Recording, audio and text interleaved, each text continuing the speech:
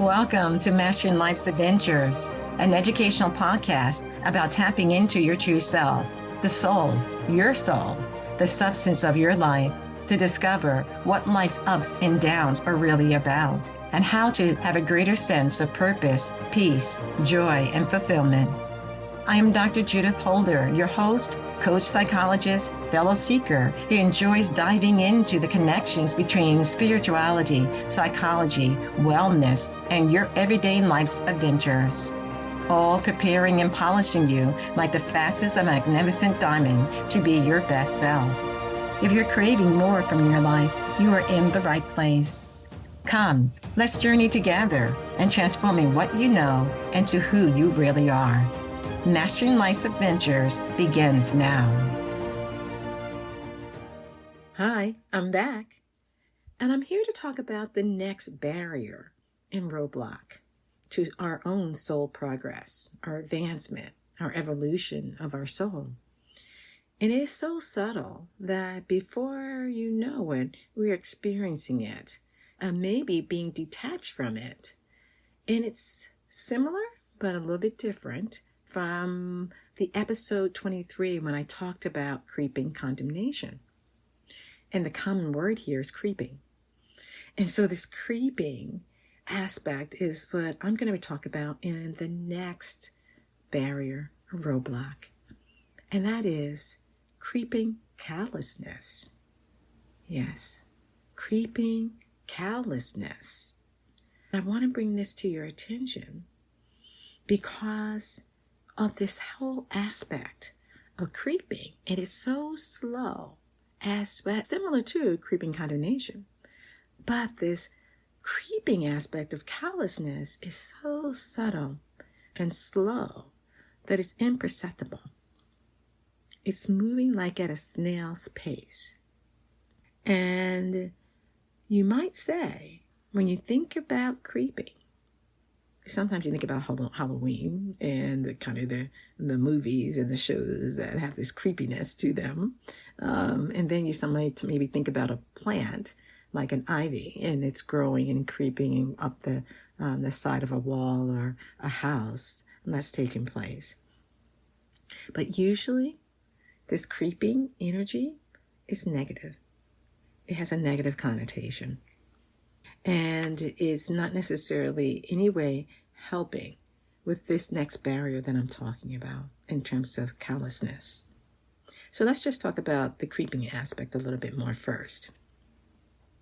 Because what we're talking about that is so imperceptible that you can't necessarily know that it's kind of moving forward, because it is, and maybe under the microscope you can see it moving and expanding, but this energy is so slow that it may happen to us. This creeping aspect of moving into callousness may happen because of a situation or a circumstance or a person or event that created some level of frustration or some level of anger or disbelief or hurt.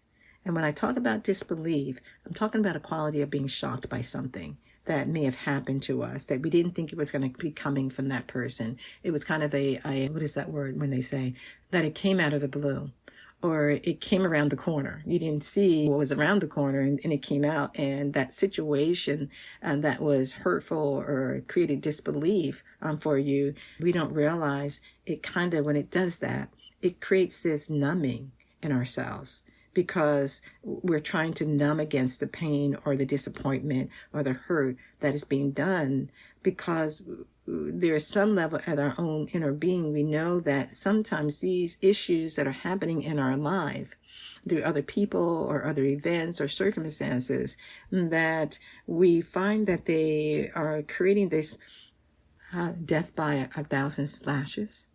That is creating hurt by 1,000 slashes. So it's not one particular situation, but it'll be a multiple situations that is creating this slow movement to become more disconnected or non-attached to our feelings. And so it can be something, for example, when you have a boss who is always quick to tell you what you're doing wrong, and especially in front of your peers or in meetings that is happening. So they're quick to tell you, what you're not doing right, or what you're doing wrong in front of other people, which can create this embarrassment. And so what you end up doing is you might be saying, well, it's not going to affect me. It's not going to bother me. But this has been happening for 2 years. And it seems like it's not going to be letting up at any time. So then we move ourselves into saying, I don't care. I'm just doing my job. And that's fine. But in some way that I don't care, actually, and we may add to that, at least I'm getting a paycheck, at least I'm employed. Yes, that helps maybe in coping for a period of time, but we don't realize that it's having an impact upon our feeling nature and why we're slowly getting unattached, detached from the situation to protect ourselves. I get it. We want to protect ourselves. Or it can be with the spouse who is quick to monitor what you're eating and what you're saying and what you're doing. You may say, that feels very constrictive and it feels like I can't be myself and I can't express myself. So we dull our feelings about what's happening to us because in our mind, we rationalize, at least I'm in a relationship. At least I have a companion. Even though that companion is not very constructive, maybe to your own well-being and your greater sense of the goodness of who you really are. So, but you stay in that relationship and you stay in those particular situations because you believe that we have something better than nothing in the relationship. But I like to challenge that a little bit and say, is that really true? If you're in a relationship that's creating this creeping callousness in terms of how you feel about what is being said to you or done to you, is it a good situation to be in? And it may not be. And most likely it isn't.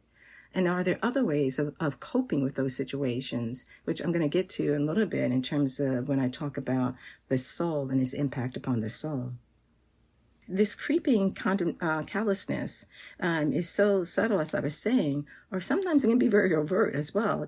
But what the quality is, what the issue is, it disconnects us because we don't want to feel discomfort. We don't want to feel awkward, and we don't want to feel a sense of embarrassment.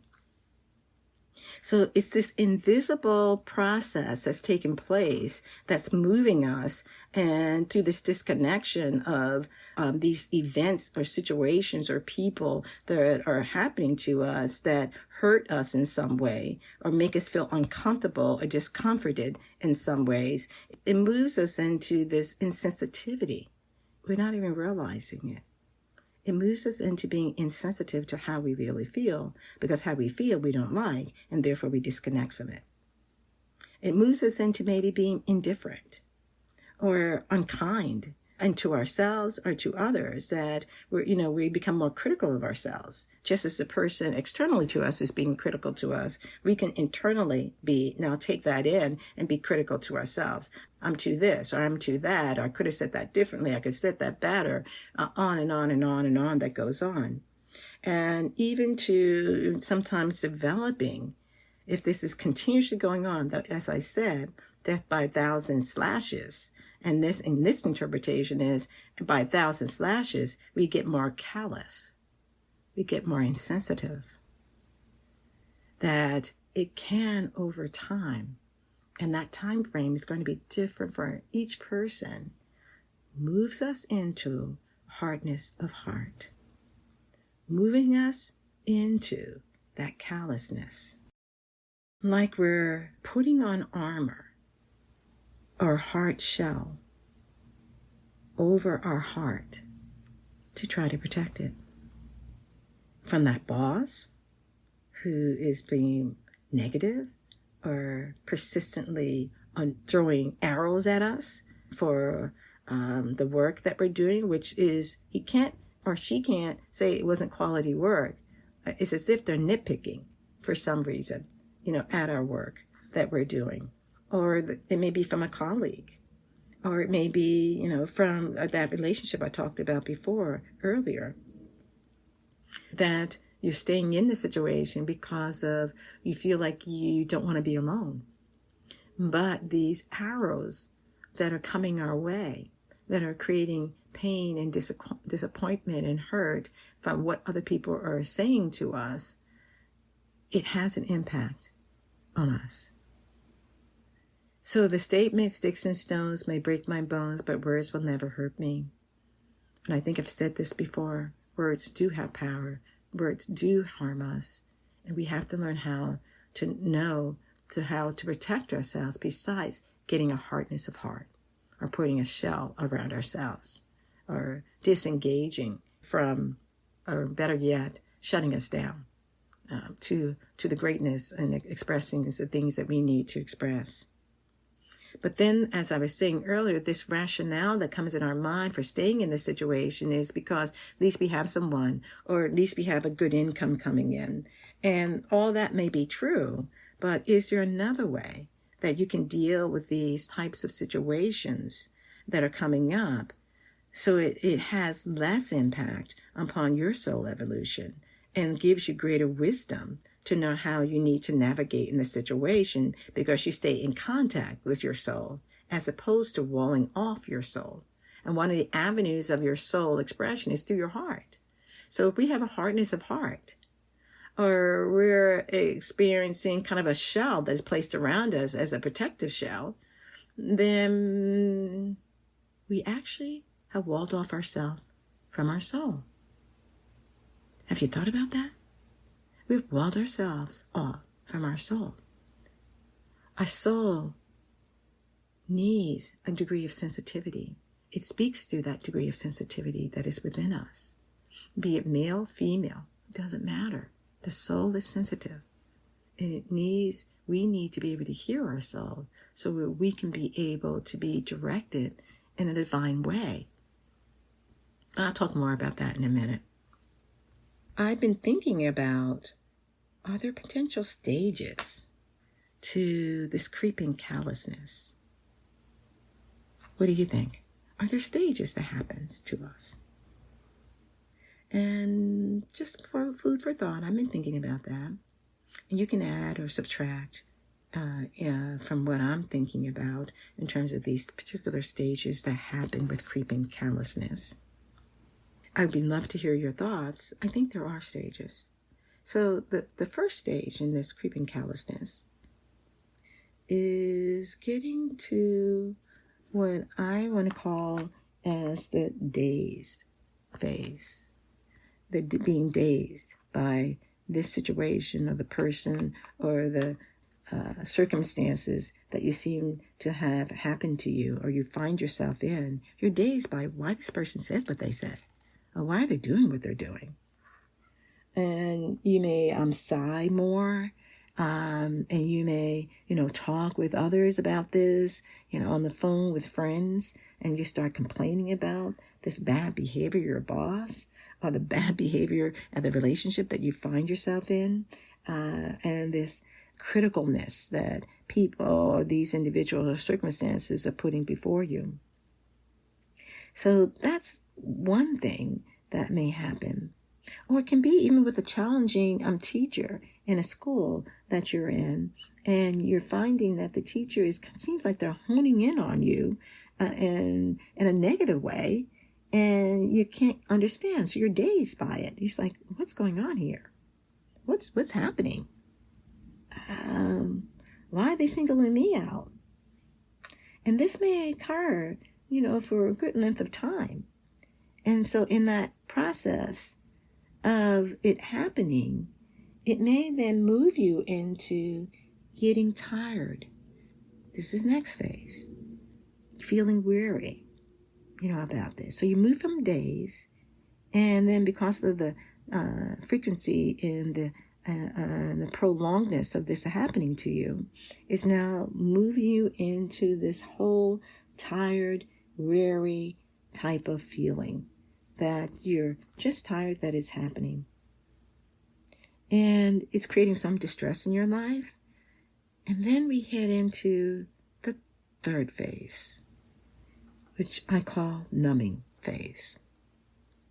And that numbing, you're trying to convince yourself that I just kind of step back and don't let this bother me. You move into being just more detached from the discomfort of the pain that you're finding that's happening to you in your particular situation at work or at home. And in that process of numbing, that's when, as we're numbing ourselves, we don't realize that it is creating now a barrier to our soul evolution. That is creating a distancing that we're putting on our feeling nature. And that distancing that we're putting and not trying to feel how about the situation. And it may not just be one situation that this is happening in. It may be several situations that you're finding that you're in a cycle of handle these discomforting, painful types of people or circumstances or situations or experiences at home or at work or in your own expectations of how you thought you did in a particular work project, or how you particularly did in a social gathering. And so you may be very pained by not liking how you did. And so we start to revolve it in our minds and we start thinking about it. And then that also leads us to develop this creeping callousness to ourselves because we don't want to feel pain. So we try to remove how we feel from the situation. And that's where the I don't care. It really doesn't matter. Or, it's just what it is. It's kind of the more attitudes that we take on with this.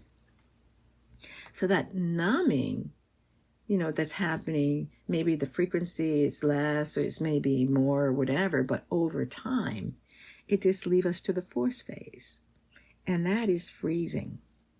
Freezing ourselves and our sensitivity just like an ice cube.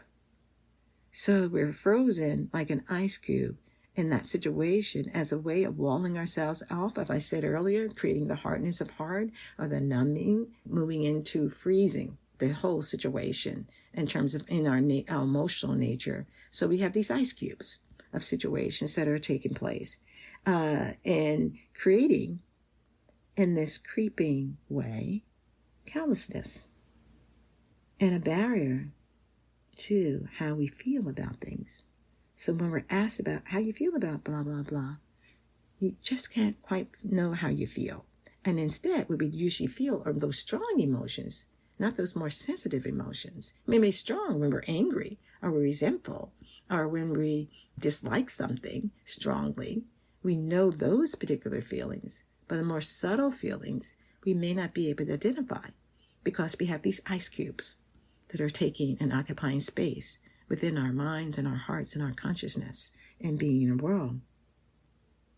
This becomes, unknowingly to us, an invisible roadblock to your soul's progress. And we have to be aware that life experiences will happen to us. Things will not go well at times. Things will go superb at other times. In that when things are not going the way we'd like them to go, how do we manage it? How do we not shut ourselves down? Or if you're going to have to shut yourself down, just do it, know it, and do it consciously, intentionally, and remove yourself and take some time to reflect and think about what's happening. But you're thinking about it with the soul in mind. And remember, as I've been saying through this series, the soul and this podcast, the soul is the substance of your life. It's the substance that you want to protect. You do want to guard it. You do want to love your soul. And you do want to be in communion and asking yourself more questions that allows your soul to be able to give you a response to the situations. So the situation with your boss, who is maybe jealous of how well you do at work, or jealous that you're able to communicate and express yourself so well. And the way in which that jealousy is showing itself is through this situation of being critical of you or having to correct you in some ways. Now, you always have heard you have no control over what another person does, but you do have control of what you do. Have you ever thought about this formula that I'm going to give to you? And it's called ask. First and foremost, when you're dealing with these types of situations, you want to acknowledge that this is painful and it's hurtful, but you're not going to get into complaining about it. And you're just acknowledging that it is what it is. So that's the A. And then you want to seek perspective, and that's the S. Seek perspective. And that seeking of perspective is from the higher path, the higher self. You want to ask your inner self, so what do I need to do in this situation? Help me to know when to speak and when to be silent. Help me to see whether this situation is something that I can creatively do something about or have a conversation to the other person about, especially if it's a personal relationship that you're involved in. And so the A, acknowledge, the S is to seek perspective, and the K is knowing of your inner self, your higher self, your soul self, your Christic nature that you're aspiring to be. And in that Christ-like way, you are asking for guidance about what do you need to do to protect yourself? What do you need to do to manage the particular situation that you find yourself in? So it's this reflective time that you've heard me talk about periodically throughout the episodes, that in that reflective time, we are now going to that space that is a quiet space, a meditative space if you meditate, and we're asking now for guidance to help us. And when we can quiet ourselves down, quiet our mind down, and know that we've been having these ongoing interactions or communications with our inner self, our soul self, we will get the prompting of what we need to do. We will know that maybe this particular person who's being so negative to us, sometimes we need to make a comment to acknowledge that this person is what they're saying. And for example, you may have to say, I'm trying to get a better understanding about what it is that you find that I'm not doing to your liking, and see what the person says. And this is done, behind closed doors in a one-on-one. It does take courage for you to be able to ask that particular type of question. But sometimes our inner self, but not sometimes, but many times, our inner self, when we have developed and cultivated that awareness of the soul that exists within us, that substance of our life, it will tell us, it will help us to say what we need to say. It will tell you sometimes, no, you don't want to say that, just say this. It may be, and that may be, I'm hearing that you're not liking my work on this particular project, and you want me to do more of this. And see, and the person may say yes or no. And then once you get that guidance, then you may say, is there something that's happening that I feel that you tend to be more critical of what I have to say? Is there a reason for that? Or is there something else that's going on that I can do to make our relationship better? See what the person says. But you're also, you're doing it behind one-on-one closed doors. You're not doing it in front of everyone, because you don't want to do the same thing that you're not liking that is being done to you in a public way. So you're trying to do it more in a private way. And this is where that ask comes in. So you're asking the question more. You're acknowledging to your own self what is taking place. You are seeking a perspective by this asking about what's going on internally, your own perspective about it, as well as the other person's perspective about it. And then the K is knowing that you're asking for higher guidance in the situation. You're not just trying to do what you see in front of you, because sometimes when you're asking for greater guidance, you get greater inspiration about some things that may be taking place that you wouldn't have gotten otherwise, because there is that sixth sense. And that sixth sense is the soul's sense that is trying to prompt you and help you in some particular way. But our I perspective, in terms of our perspective, is always moving from a higher awareness, a higher sense that I'm in this particular situation, and I'm going to use it as a way to try to teach me or guide me or help me to understand something about myself, about the situation, or about the person. So I'm going to use it in a higher way. and not see it just as a form of attack, which is the lower path that happens with the ego persona. And the ego persona, when it feels attacked, it wants to attack back. It wants to complain. It wants to say, woe is me. It wants to kind of go on the pity party path. And it's like, no, I don't need to do that.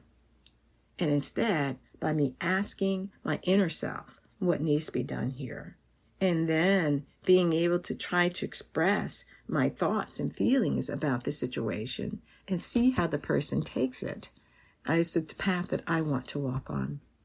But we have to also be aware of the fact that people have free will. They have free will.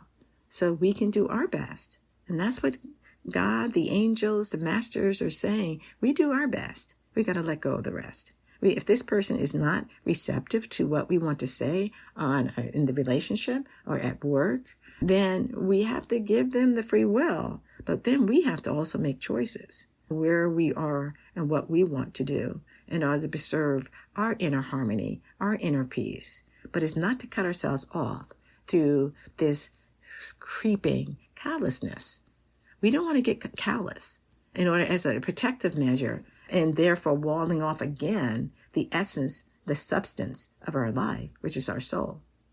The soul communicates to us through the sensitivities, subtle sensitivities, and through, as you heard me say this on time and time again, quietness, quiet time, still time, so that we can be able to hear and listen to what is being asked. Now, does this take a lot of time?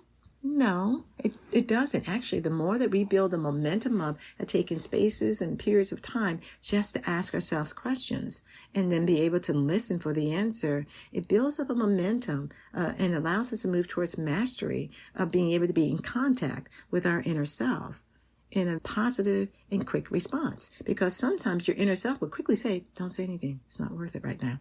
It's not worth that. Expend that energy. Hold. There'll be a better time to make a comment. But what we're learning to do through the experience that's coming into our life is gain greater self-mastery of our emotions and our reactions. That's sometimes what the greater view is that whatever experiences is coming into us, what is the teachable moment? What can we learn from it? How can we grow? How can we advance? How do we maintain our harmony? How can we maintain our peace? And if we get off the wagon of harmony, how do we get back on the wagon? It's like we fall off the horse, because we get angry and frustrated and annoyed. It's like, no, that's not the direction I want to move in. Get back on the horse and move in the direction that you want to move in. That is what we're trying to do, and knowing that those who are walking a spiritual path, every situation that is coming into our lives are trying to teach us about something, trying to help us to see what choices you want to make. And through those choices, how are you going to grow from that and help the soul and be always in contact with that soul evolution, the soul advancement for ourselves, knowing that our goal is connection with the Christ, the Christic energies, the Christic qualities of what Jesus came to show us, and how to walk that path in a greater, higher, and more consistent way. Because ultimately, he said, this is the one quality that we're all trying to learn, and that is the quality of love. That is the quality of love. And secondarily, is the quality of peace. Doesn't mean that we don't protect ourselves in the appropriate way, but it does mean that we are trying to gain greater mastery internally through these situations that are happening to us. And I'll talk more about this in the future with other episodes that we'll have here, and talking about barriers and roadblocks to soul progress. So what do you think? Bye for now. Thank you for joining me for this episode on Mastering Life's Adventures, being your best self through soul evolution. If you have enjoyed what you've heard today, I would be delighted if you would share this episode with others, leave a thumbs up, and subscribe to my Mastering Life's Adventures podcast. Look forward to your joining the next episode. Please leave any comments or suggestions you might have below. Bye for now.